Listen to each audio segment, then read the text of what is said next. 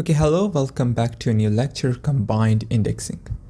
So for even more powerful operations, fancy indexing can be combined with the other indexing schemes we've already seen.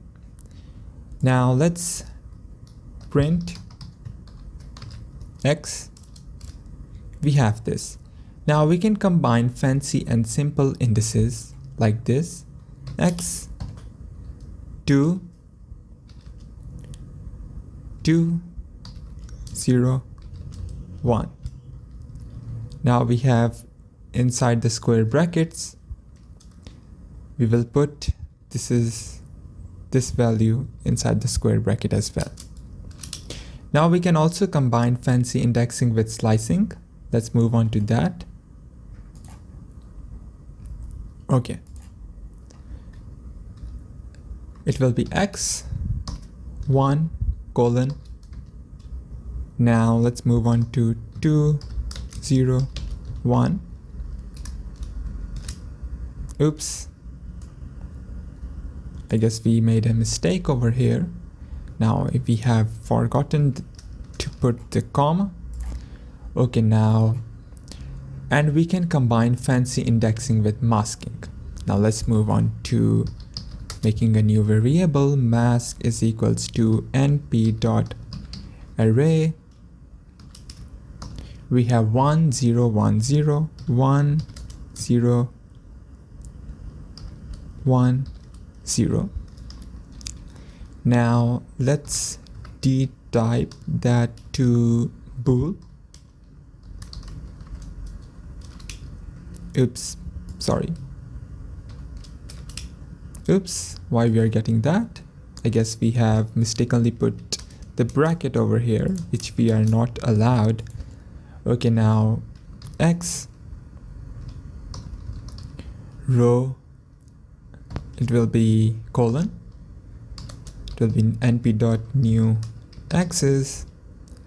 Now let's mark that down to mask. Now we have this. Oops, we have another error which we are not allowed. Oops,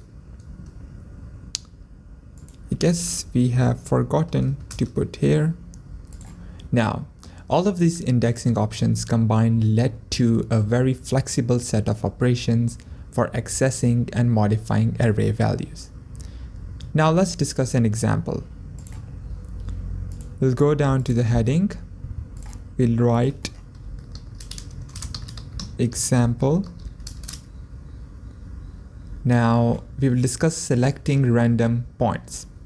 Now one common use of fancy indexing is the selection of subsets of rows from a matrix. For example, we might have an n, capital N by capital D matrix representing endpoints in d dimensions, such as the points drawn from a two-dimensional normal distribution is like this.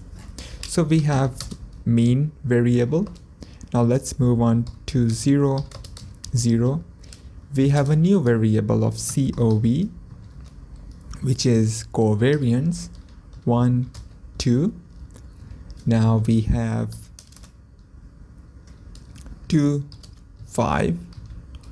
Let's put that closing square bracket. I guess we have already wrote that down. Okay, so now let's move on to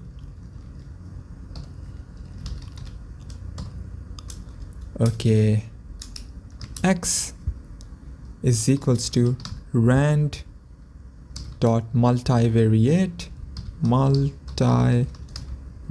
I hope I got the spelling right. Normal with the mean covariance 100. Now X dot shape will have the answer this. Now using the plotting tools we discussed earlier, we can visualize these points as a scatter point. Now import matplotlib as dot pyplot as plt. Now import seaborn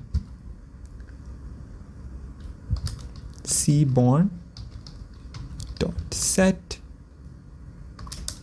Okay, so now plt dot scatter, which will be x in the square brackets colon to 0. Now x colon to 1. Now let's see that. Okay, let's run this. And okay, so here is the graph. Now let's use fancy indexing to select 20 random points. We'll do this by first choosing 20 random indices with no repeats, and use these indices to select a portion of the original array. Now let's move on to that. Okay. Indices is equals to np.random choice, and we have x.shape, we have 0 index, now we have 20, and we have replace is equals to false with the capital F. Now let's run this. Okay, so we have this. Now this might be different for you because we have chosen the random. Now let's move on to selection. Selection is equals to x in the square bracket indices. Now let's run that with the selection dot shape, and we have this. Now to see which points were selected, let's overplot large circles at the locations of the selected points. Now plt dot scatter x, we have colon, then we have 0, then we have x, again we have colon, we have 1, now we have alpha is equals to 0.3. Now plt dot scatter, we'll write this again. We'll write selection.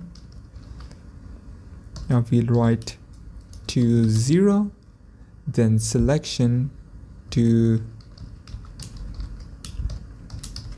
1. Now face color is equals to none, and S is equals to 200. Let's see that. Oops, we got an error over here. Now let's fix that. Okay, so we mistakenly put this instead of the colon. Now let's see that we have the graph over here. This sort of strategy is often used to quickly partition datasets, as it is often needed in train test splitting for validation of statistical models.